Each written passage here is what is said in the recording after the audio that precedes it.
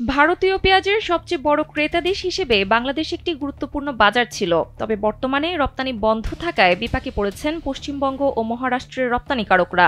বাংলাদেশে ভারতীয় পেঁয়াজের রপ্তানি কার্যত বন্ধ হয়ে যাওয়ার পর পশ্চিমবঙ্গের সীমান্তে পচে যাচ্ছে প্রায় ৩০,০০০ টন পেঁয়াজ। ফলে নাসিক থেকে ১৬ রুপি কেজি দরে কিনে পরিবহন সহ ২২ রুপি খরচ করে সীমান্তে আনা সেই পেঁয়াজ এখন মাত্র ২ রুপি কেজিতে পানির দরে বিক্রি করতে বাধ্য হচ্ছেন ব্যবসায়ীরা।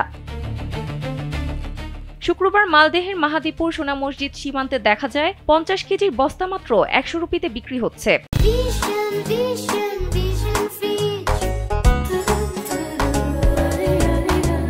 অথচ মালদহের স্থানীয় খুচরা বাজারে পেঁয়াজের দাম ২০ থেকে ২২ রুপি। মাত্র ৭ কিলোমিটার দূরে সীমান্তে সেই পেঁয়াজ ২ রুপিতে কিনতে পারায় ক্রেতারা ছুটে আসছেন। কিন্তু এটি রপ্তানিকারকদের জন্য বড় ক্ষতির কারণ হয়ে দাঁড়িয়েছে। তাদের অভিযোগ, বাংলাদেশ হঠাৎ আমদানি বন্ধ করে দেওয়ায় এই সংকট তৈরি হয়েছে। রপ্তানিকারকদের দাবি, বাংলাদেশি আমদানিকারকদের মৌখিক আশ্বাসের ভিত্তিতে ঘোজাডাঙ্গা, পেট্রোপোল, মাহাদীপুর ও হিলি সীমান্তে অন্তত ৩০,০০০ টন পেঁয়াজ মজুত করা হয়েছিল।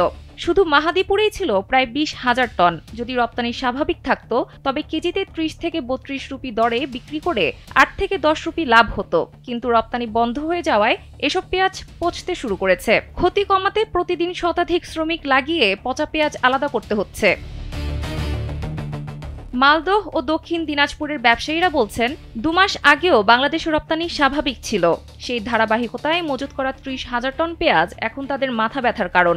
অন্যদিকে পেট্রোপোল ও ঘোজাডাঙ্গা সীমান্তে তুলনামূলক কম মজুত থাকায় সেখানে বড় কোনো সংকট তৈরি হয়নি। এদিকে পানির দরে পেঁয়াজ কিনলেও ভারতীয় ভোক্তারা সন্তুষ্ট নন।